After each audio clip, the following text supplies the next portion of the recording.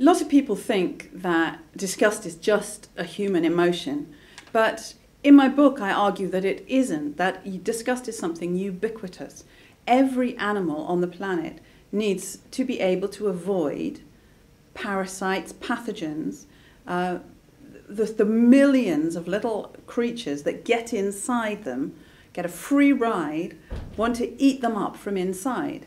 So for every species of free-living animal, there are several hundred, often thousands of species of parasites. So every animal needs to be able to avoid these parasites. And according to my theory, the best way to avoid the parasites is disgust. It's to stay away from them, is to not go near them.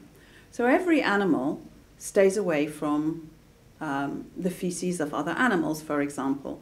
Every animal grooms itself to remove ectoparasites on their skin. Every animal is careful about what it eats. Some animals are able to eat a broader range of things than other animals. Most animals, particularly sedentary animals, are very careful about hygiene. So badgers clean their bedding out. Birds remove feces from their nests.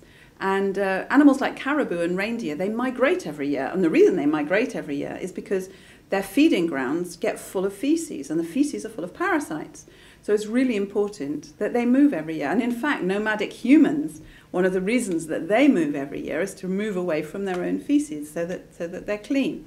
So you could say that every animal on the planet has a disgust instinct. They all know that they know in a non-rational way that they need to stay away from places where there are parasites. And humans are exactly the same.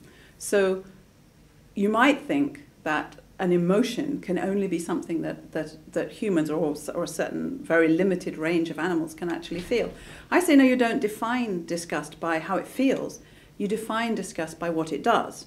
And what disgust does is tells an animal, humans included, to stay away from parasites and pathogens, to behave in such a way that will keep it healthy. And that is my definition of what disgust is.